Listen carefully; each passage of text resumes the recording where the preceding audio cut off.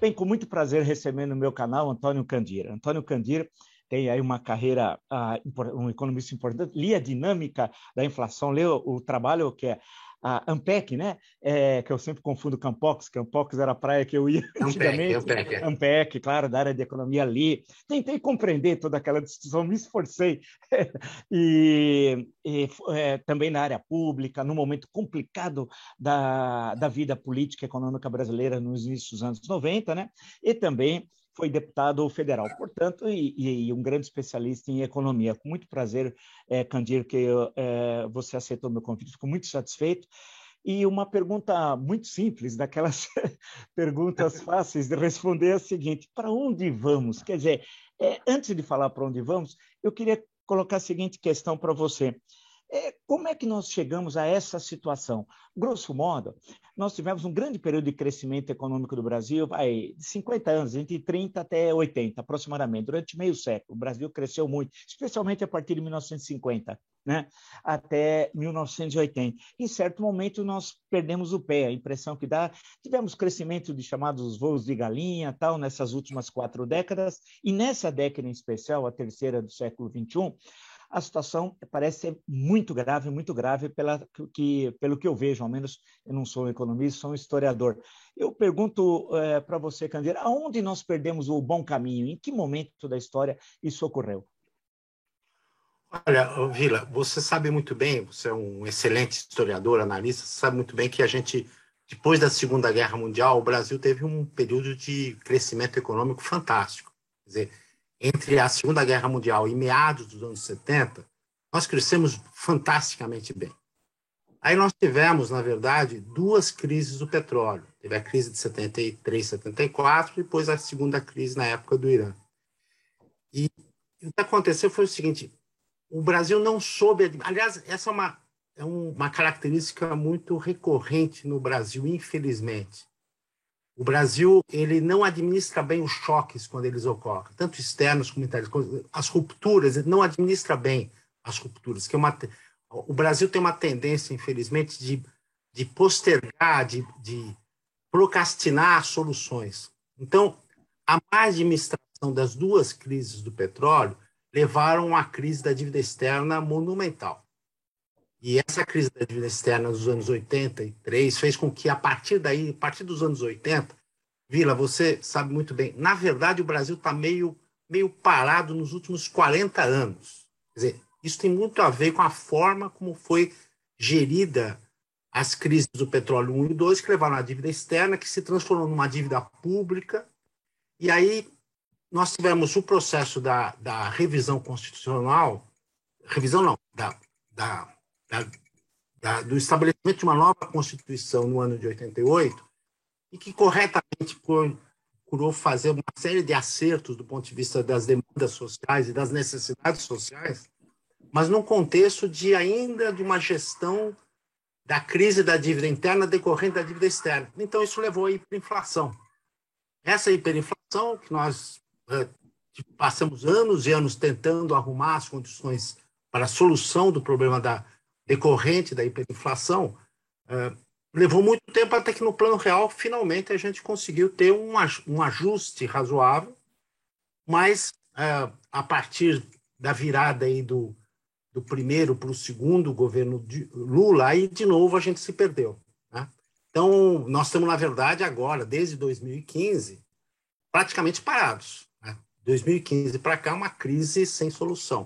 Mas, na verdade, a origem disso tudo, do meu ponto de vista, tem a ver com esse jeito brasileiro de procrastinar suas decisões, a má administração da dívida da crise 1 e da crise 2 de petróleo, a transformação disso num problema sério de dívida externa, a consequência disso do ponto de vista de contas públicas, a necessidade, eventualmente, de fazer alguns ajustes sociais num contexto de dívida pública complicado, levou à hiperinflação.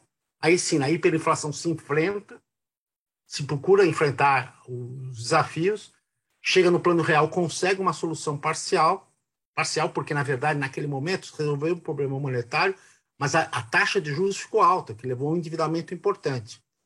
E aí nós tivemos, você sabe muito bem, enfim, as dificuldades a partir do... Tem que, em primeiro lugar, ter um programa realmente eficaz de educação e de treinamento de mão de obra. Quer dizer, você não tem aumento de produtividade se você não tiver a mão de obra treinada e bem educada. Você precisa ter uma infraestrutura de qualidade. E para ter infraestrutura de qualidade, você tem que ter agências reguladoras. Quer dizer, o que vai fazer a infraestrutura ser reformulada é o investimento privado. Mas o investimento privado, para ocorrer, depende de ter confiança com relação a médio e longo prazo. Isso se dá através de agências reguladoras, que não sejam ocupadas politicamente, sejam ocupadas tecnicamente. Você tem que ter, na verdade, uma reforma tributária. Hoje, quer dizer, você para ter aumento de produtividade, você precisa ter investimento. Investimento, você precisa ter investimento num contexto onde você, vamos dizer assim, neutralidade do ponto de vista tributário no interesse do investimento.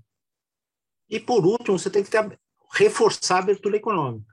Então, educação, infraestrutura adequada, sistema tributário adequado, cresce se tiver produtividade. Agora, em paralelo a isso, você tem que ter uma rede de proteção social.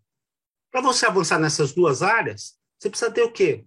Você precisa ter uma liderança política que recupere a reorganização do Estado, tenha um modelo de governança adequada de contas públicas e, ao mesmo tempo, um sistema político, lidere um sistema político que seja convergente. Do meu ponto de vista, dificilmente você vai ter crescimento econômico sem ter uma agenda clara de produtividade, sustentação social. Isso se baseia num sistema político que seja funcional, um modelo adequado de governança das contas públicas. De totalidade, né? Deixa eu ler. Você tem orgulho de ter uma lei com seu nome? Porque é raro no Brasil alguém ter uma lei com nome. E no campo econômico, mais ainda. Você tem orgulho? Toda hora tem no jornal, a Lei Candir é isso, a Lei Candir é aquilo. E aí, é bom denominar uma lei? Não, o orgulho que eu são no setor agrícola. O setor agrícola, 97, lógico, a base disso foi Embrapa, uma série de políticas de base. Mas ao nós retirarmos o imposto sobre exportação, o ICMS sobre exportação, o setor agrícola deslanchou. Uma vez eu estava no Congresso, eu gostei muito dessa frase de um líder do setor agrícola, que falou assim, a Lei Candir foi a lei áurea do setor agrícola. O setor agrícola pôde crescer a partir daí. Então, você vê, Vila, uma das poucas coisas que funciona no Brasil hoje é o setor agrícola. Você vai para o interior do Brasil, vai para o centro-oeste, vai para as regiões agrícolas. É impressionante, é outro Brasil, está crescendo violentamente.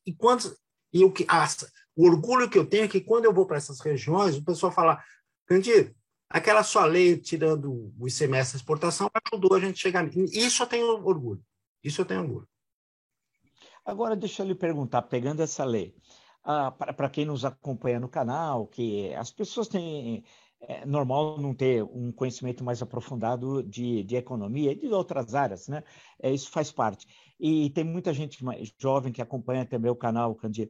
Quando retira o ICMS sobre os produtos exportados significa que os estados, diminuem a sua arrecadação tributária? Como é que fica isso? Vamos lá. Primeira coisa, e aqui me permite dizer assim, o básico do básico de um sistema econômico que funcione é você ter uma tributação que seja ancorada em três coisas. Seja ancorada no quê? Na renda, na propriedade e no consumo interno. Não tem nenhum país do mundo que ganha dinheiro, ou melhor, que cresce, se tributa a exportação. Não, a tributação sempre tem que ter no mercado interno. Quer dizer, você só exporta se o produto seu for competitivo. Ninguém está disposto externa, não tem lógica nenhuma um estrangeiro pagar por um tributo onde ele não é beneficiado pelo tributo. Quer dizer, a tributação, volto a dizer, propriedade, renda e consumo. Consumo interno, não consumo externo. Bem, dito isso, eu diria o seguinte, o Brasil era um dos poucos países que tributava a exportação. Uma coisa, Vila, vamos separar as duas coisas. Uma coisa é um tributo de natureza regulatória. Isso tem. Em qualquer país do mundo você tem um tributo de natureza regulatória, tanto para importação, não tá, com fins de arrecadação. Tá? Bem, aí entra uma coisa curiosa, nosso programa, acho que nessa conversa que não dá para detalhar tudo, crescer a economia dos estados a arrecadação dos estados cresceu. Se você pegar o ICMS como porcentagem do PIB dos estados antes e depois da lei, você vai ver, na verdade, que o ICMS arrecadado pelos estados hoje é maior, como proporção do seu PIB, em relação ao que era antes. Porque, na verdade, os estados se desenvolveram. Os estados agrícolas e minerais, quer dizer, o Pará, Mato Grosso do Sul, Mato Grosso do Norte, hoje tem uma renda muito maior do que antes da Lei Candir. E, portanto, uma arrecadação maior. O que existe e aí é uma história longa do ponto de vista político, na verdade, a Lei Candir serviu de pretexto para um tipo de negociação de balcão entre União e Estados para conseguir uma maior participação dos estados na arrecadação global. Agora, os estados não perderam. Tem estudos bem detalhados sobre isso, mostrando realmente. Eu estive rapidamente no Mato Grosso, cheguei a ver isso que você falou, esse processo de revolução na região, e fiquei impressionado. Mas tem questões que estão saindo agora sobre o reaparecimento, vamos chamar assim de uma forma mais vulgar, da fome como elemento do debate político.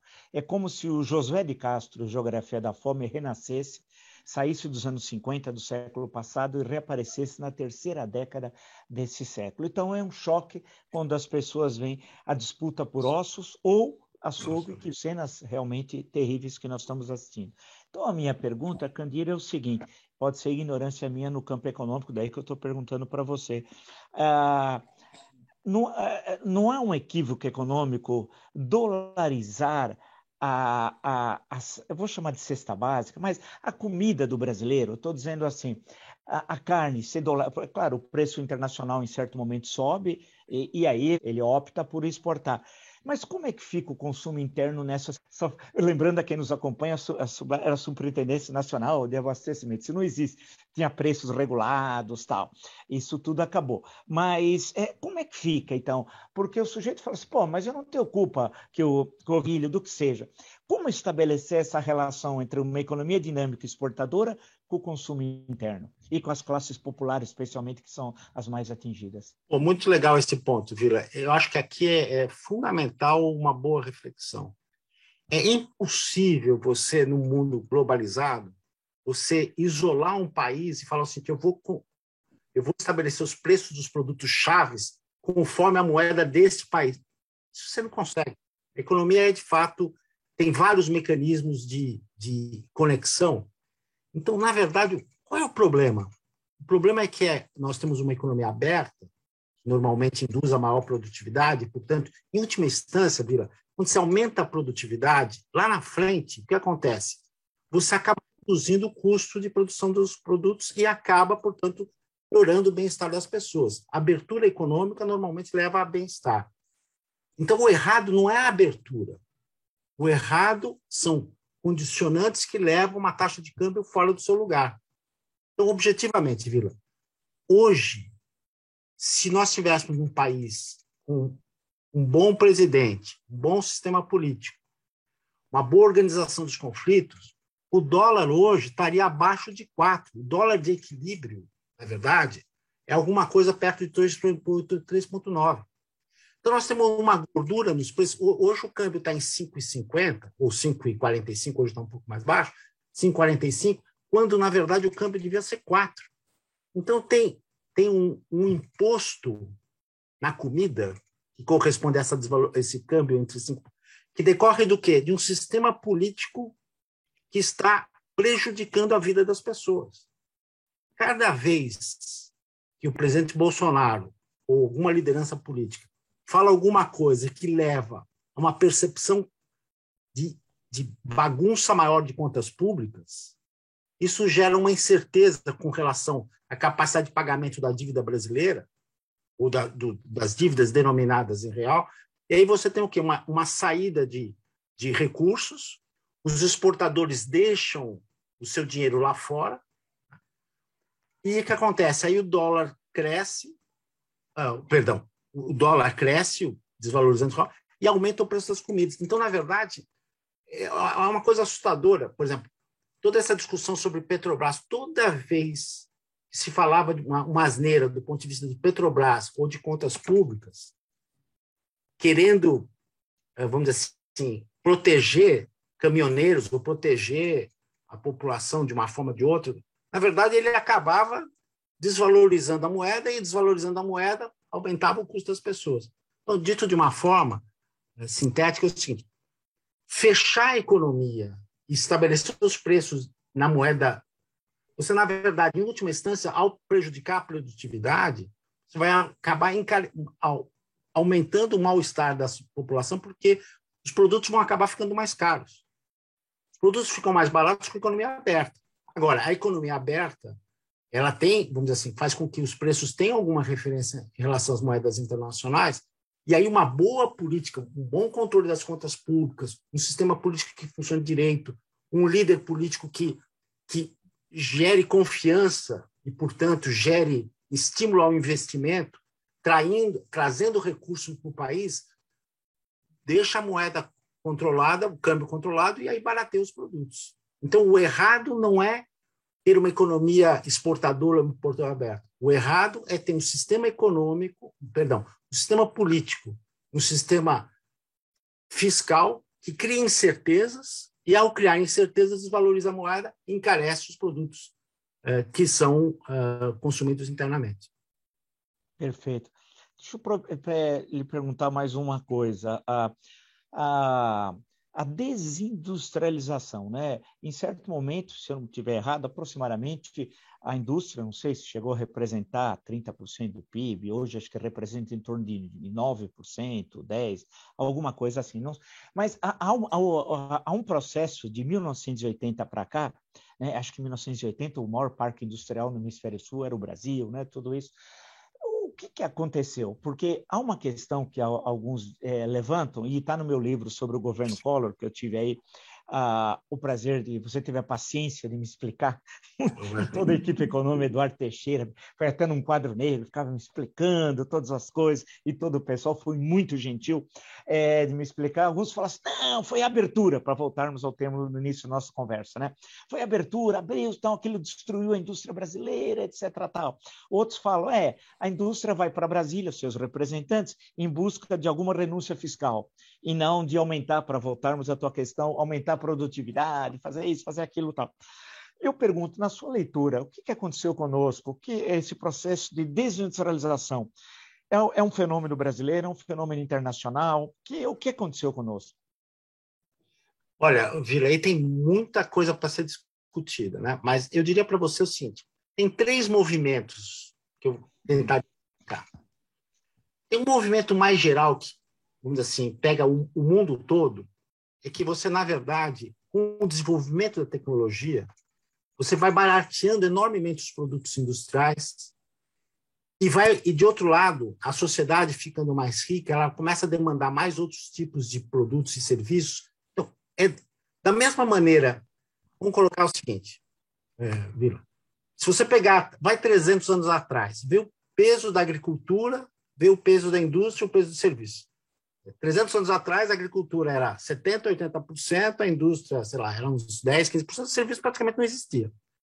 Na medida que vai havendo desenvolvimento econômico, a produtividade vai crescendo, a participação do setor agrícola vai diminuindo, o setor de indústria vai aumentando. Na medida que, de novo, a produtividade vai aumentando, os custos vão diminuindo, a participação da agricultura diminui, mais ainda da indústria diminui, e os serviços vão aumentando. Então, se você pegar o PIB de todos os países do mundo, você vai ver que todos eles, a parte do serviço aumentou e da indústria diminuiu e da agricultura diminuiu. Então, esse é um movimento geral, é secular. Primeiro a agricultura, depois a indústria, depois serviço e assim por diante. Lá na frente vai ser entretenimento de determinado tipo. Daqui a pouco lá na frente vai ser uns gamers, entendeu? Vai mudando. Bem, esse é um movimento geral.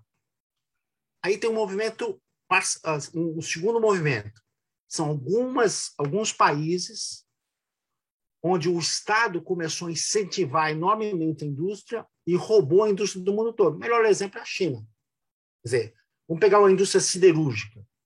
A indústria siderúrgica, praticamente mais de 55% da siderurgia do mundo está na China. Então, não foi o Brasil só que perdeu.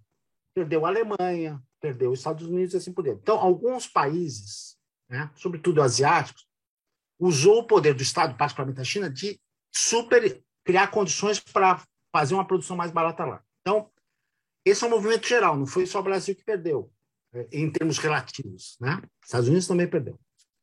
Mas aí tem o problema brasileiro. Aí não é que o Brasil não fez, não é que o Brasil não fez coisa, o Brasil fez muita coisa errada. O que é? Exatamente o fato de não ter abertura, por exemplo, para bens de capital no momento de tecnologia importante. 1. 2. Tem um sistema tributário extremamente perverso, e aí que eu volto ao ponto que a gente tinha falado um pouco antes, Vila. Dificilmente você vai estimular um investimento em indústria, e tem várias indústrias que dá para ter investimento importante, se você tiver um sistema tributário tão negativo como hoje. O problema do sistema tributário, a sua enorme complexidade, o fato de você ter regimes tributários os mais diversos possíveis, sistemas de contabilização super complexos, uma máquina tributária super opressiva e que bagunça a vida dos investidores, isso atrapalha muito. Então, eu diria o seguinte, uma das coisas que atrapalhou muito, quer dizer, tem um movimento geral, tem um movimento parcial da questão da China, e tem especificamente o sistema tributário no Brasil foi muito agressivo do ponto de vista de piorar as condições de competitividade da indústria brasileira. Perfeito, perfeito. E não passa também, será? Eu sei que isso não é elemento determinante, mas pela ausência de lideranças empresariais sintonizadas com o que está ocorrendo no mundo, porque eu vejo essa estrutura corporativa da repressão empresarial, especialmente no caso da indústria, marcada por reivindicações, essa questão de sempre buscar algum tipo de renúncia fiscal, né? Como se o problema fosse só esse, não questões que o Brasil conseguiu, não sei se eu estou errado, o processo da substituição das importações de bens de consumo não duráveis, de bens de consumo duráveis, foi passando. Aí chegou um certo momento e que era necessário um salto maior. Pode ser que, como você destacou, a questão de bens de capital, a importação de bens de capital, etc., que poderia levar a esse outro estágio. Mas ela não se acomodou a um sistema em que ela tem uma relativa proteção do Estado e aquelas lideranças. Eu estou pegando como exemplo o Roberto Simples, que acho que é o que, em certo momento da administração brasileira, era o grande representante. Não falta também essa questão de lideranças empresariais mais efetivas, dinâmicas e globalizadas nessa estrutura corporativa? Super interessante esse ponto, Vila. Eu queria observar com você, eu concordo com você, tua colocação é o seguinte: quando a gente entrou, particularmente na virada dos anos 70 para os anos 80, com aquela crise que a gente comentou, crise 1, 2 da energia, transformando isso em dívida externa, depois com implicações de dívida interna, e aí começando a inflação e taxa de juros subir muito, muitas das lideranças percebiam que ganhavam mais a curto prazo tendo determinados benefícios dados pelo Estado. Então, o pessoal estava muito mais de ir para Brasília do que ir para os laboratórios de inovação, né? Então, de fato, eu diria para você assim, os anos 80, 90 e começo desse século, muitos empresários estavam muito mais preocupados em ter partes do orçamento público a seu favor do que investir em inovação. Felizmente, Vila, eu tenho notado, particularmente nos últimos, eu diria assim, 10 anos, nós estamos vivendo no mundo uma nova fase do processo, vamos dizer assim, produtivo. Quer dizer, você está tendo realmente uma transformação de vários negócios em transformação de negócios digitais, né? E está surgindo um novo empresariado, só aí na faixa dos seus 25, 35, 40 anos, que esse pessoal percebe que, de fato, se ele for voltado para a inovação, resolver problemas de formas diferentes, esse pessoal não está indo para Brasília, não. Esse pessoal está, na verdade, fazendo o quê? Investindo em inovações, captando recursos. Tem muita liquidez internacional, tanto no Brasil como fora, liquidez importante, de fundos que investem naquilo que se chama de venture capital. Ou seja, o que eu quero dizer para você é o seguinte: já estão surgindo lideranças empresariais novas, diga-se de passagem, não só no campo da inovação, do digital, mas também nas questões do que se chama ESG, ou seja, investimentos agora com uma pegada mais ambiental, com ambiental e social, que é um pessoal que já não está mais preocupado em Brasília, está mais preocupado em investir de maneira moderna com uma visão de projeto. Então, eu diria para você o seguinte: voltando ao início da nossa conversa, se a gente tiver uma liderança política sintonizada com esse mundo que está, assim, nós estamos vendo, onde se precisa buscar produtividade, precisa facilitar o processo de transformação da produção em produção mais de caráter digital, voltado, respeitando o ambiente, respeitando as necessidades da sociedade. Esse tipo de liderança sintonizada com isso motiva um tipo de empresariado que vai estar mais focado na inovação do que tentar discutir lá no orçamento, falar lá com o relator, conseguir um pedacinho da emenda de relator lá de Brasília. Entendeu? Eu acho que isso, de fato, está mudando. Você tem toda a razão. Durante 30 anos, a gente perdeu muito tempo e um pouco da regressão industrial brasileira tem a ver com isso, o fato de nós estarmos num momento de alta taxa de juros, alta inflação, o pessoal se preocupava mais com o resultado de curto prazo conseguido com base num determinado benefício fiscal. Eu acho que isso, de certa forma, felizmente, está ficando para trás. E isso é uma das coisas que dá para mim, um pouco de esperança que no processo político aí que nós vamos enfrentar mais à frente, tem um tipo de empresariado jovem que está mais procurando um tipo de liderança mais sintonizada com os interesses agora novos que eles têm. Vamos esperar. Então, se você está otimista para o processo eleitoral do ano que vem, pessimista, realista, como é que onde você se encaixa? Olha, para ser muito sincero, Vila, eu estou assim, com muita dúvida do que vai acontecer. Eu, sinceramente, acho muito difícil fazer algum prognóstico. Eu não consigo fazer um prognóstico. Né? Eu acho que assim, o cenário mais provável é um cenário muito ruim. É um cenário da disputa entre Lula e Bolsonaro, e com resultados imprevisíveis. Porém, minha sensação, eu falo isso com tristeza que eu vou falar, tá? Eu acho que, infelizmente, os próximos meses, particularmente o primeiro semestre, vai ser muito duro para a população, sobretudo das classes médias, das classes mais baixas. Eu acho que, de fato, a inflação está muito forte, as taxas de juros em termos reais vão continuar crescendo. Nós vamos viver um primeiro semestre muito difícil para as pessoas, mas muito difícil mesmo. E a minha sensação é que isso deve tirar muitos pontos, já está tirando, vai tirar pontos do Bolsonaro. Eu acho que isso vai abrir o espaço para uma candidatura alternativa ao Bolsonaro para disputar com o Lula no segundo turno. E eu acho que aí, talvez, se tiver alguma candidatura que vá para o segundo turno com o Lula e que não seja o Bolsonaro, e com um projeto com começo, meio e fim, na linha do que a gente estava falando, eu acho que aí tem chance. Não acho que o cenário... Quer dizer, eu não sei de fato o que vai acontecer. Eu acho que é difícil dizer. Acho que o mais provável é, de fato, um segundo turno entre Lula e Bolsonaro, e aí o Lula provavelmente ganha. É imprevisível. Também o Bolsonaro pode ganhar, mas eu acho que o mais provável é, infelizmente, em função da piora sensível das condições de vida das pessoas, e eu acho que nessa eleição vai pesar muito quem tiver uma mensagem que, em última instância, a população fala, poxa, isso aqui vai significar mais comida para mim, vai significar possibilidade de emprego para mim, talvez dinheiro no bolso. Eu acho que o discurso ideológico que prevaleceu muito em 18, eu acho que não vai prevalecer muito em 22. A questão, como a economia vai sofrer muito no primeiro semestre, acho ruim isso, mas, infelizmente, é o que provavelmente vai acontecer, tenho a impressão que o Bolsonaro vai se enfraquecer e vai surgir... Eu acho que, assim, hoje tem muitos candidatos, acho que esse número de candidatos vai ficar grande até mais ou menos meados do ano, mas eu acho que a população, via mídias sociais, vai acabar convergindo para um nome que tenha mais chance de derrotar o Bolsonaro e, eventualmente, ir para o segundo turno do Lula.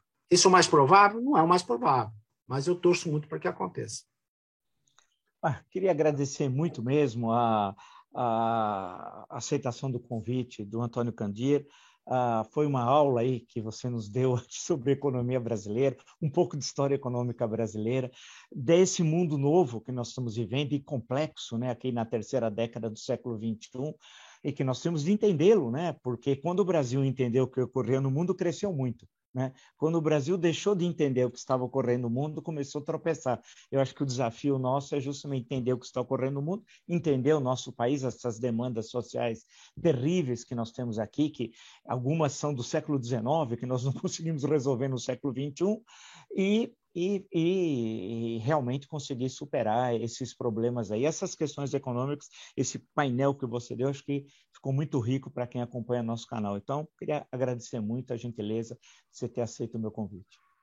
Eu que agradeço. Para mim é uma honra, Vila. Você é uma referência aí para todos nós e poder participar do seu programa aqui. Para mim foi um prazer muito grande. Muito obrigado pelo convite. Valeu. Obrigado, condutor.